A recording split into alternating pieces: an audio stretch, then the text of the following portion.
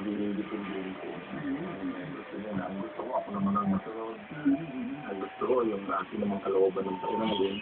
Pero tayong lahat nagkakaroon ng aral pagdating dyan, di ba? So makikita natin ang arawan ng dalawang anak ko. Tungkol din sa dalawang anak. Kaya isang anak na nagkabay sa tulad sa tatay. Manansin mo yung sarili ay karapat-dapat at matuloy. Pero makita natin sa kanilang kalalagayan pareho, ikaw bakawa naman yung karakter ng ama na ang gusto lamang ay makita, maranasan yung kanyang labis na pagmamahal, ano? Sa kanyang mga anak. Makikita natin doon na kahit na mayroong pagkakaroon ba? Parang gusto ng mga anak na ito na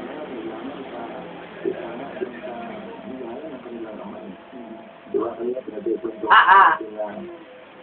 itong nagkulang na kilala sa biyaya ng kanyang ama na kahit na kulaki ng kanyang kulang hindi pa rin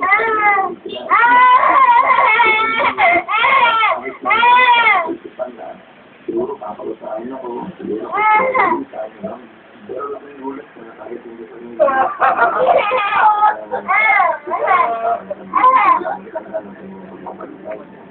ito na lang ang salit ng ama yung kanyang biyaya sabi niya kapag napakalong doon na susit kaya kulala niya yung kabutihan ng kanyang ama samantalang siguro yung panganay yung pagiging mabuti at matuloy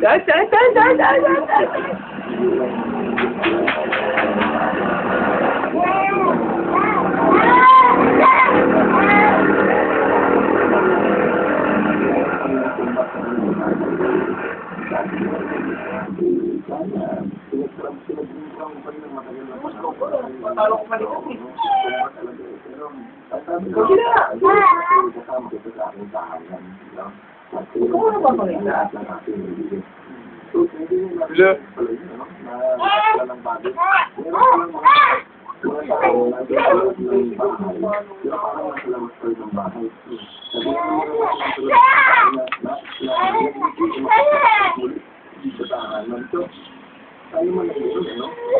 Kung gusto mo, una pang kumilalan ng grasa, baga naman,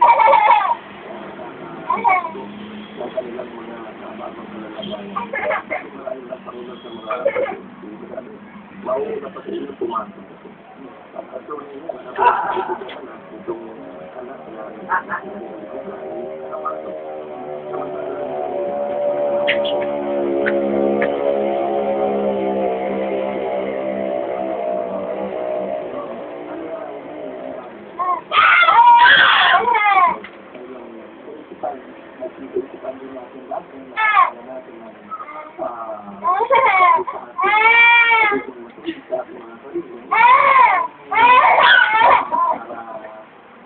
Tayo ay magpamasak ng biyaya ng Diyos. Akala natin ay palod tayo ng bahay, tayo ay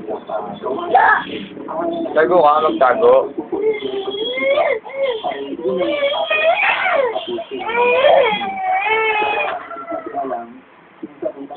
Sa loob ng tahanan, pero ang lalo naman pala natin sa loob.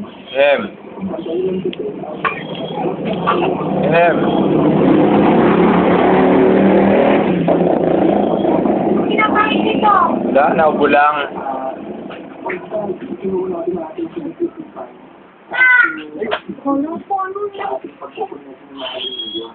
Kahit ako mismo bago gawin sa kapagpapatuloy ng kanya. Lagi ka nakita sa tao na no? Talagang pag nalabang lang ng tao, sabihin niya, kaya kong ibigay ng Diyos. Akin na yan!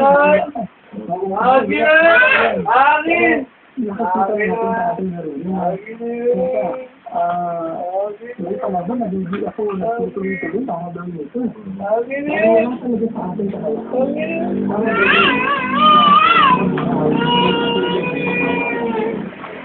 Kagala sa atin para maaaring ng Diyos katulad ng sumamahal sa atin ay yung lagi natin sa atin. Dali mo nga yan dun sa ano. Akin na. sa kanyang tahanan. Kaya sabi ng Salmo 91, siya ang naghahangad ng pagkukop ng kataasan.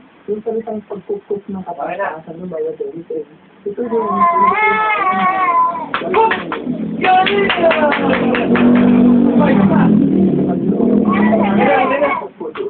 ng kabanatian. Ang tawag sa Biblia,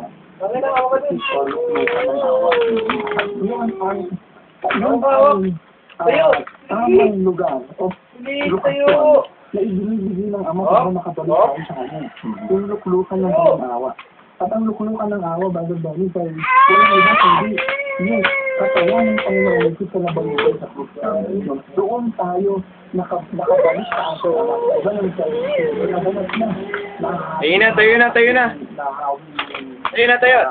Sabi, mula sa akin ng pababa. Tayo. Ang Diyos talaga. O, tayo na. Tayo. Sa Diyos na banal. Ang nagkulang at nagkasala sa Kanya. Pero dahil sa Panginoong Yesus talagang loob ng kanyang buhay, sinunod Tayo na. ng kautusan at higit pa dito ang kanyang Lord dahil higit nagkasalang ang demon. Noong namatay ang Panginoong Yesus sa krus, ang kanyang katawan ay naging lahat ng bawat mananampalataya upang makabalik sa tahanan ng ating Ama at makadama ang kanyang pagyakap, makadama ang sisig ng kanyang puso na nagsasabi ng kanyang kautusan. Nakabalik sa atin, nakikita sa atin, matagal na kitang mahal pagpalain. Pero hindi lang naganap dahil bukan ng awa ay maging available sa atin na ating Panginoon Yesus ay na talagang nagbigay ng Panginoon para ang kanyang mga anak lalawan ay magbalik sa kanya, para parang mga ito, di ba? Na sa matagal na panahon na sila ay igana na nakalap sa iba't ibang mga bansa. Kung itong panawagan ko sa bumalik sa kanilang bayan. Pero tayo, ay nasal sa akin, mabalik ng Panginoon. Hindi lang yung kailangan ng pagkukup ng nasa-asahan. Tapos yung nananatili sa kanila. Yung mga Panginoon. Kasi kasi sa presensya ng Diyos sa ating independent sa kanya. Kapag ang tao na gusto maging independent, titiwanan sa kanyang sarili.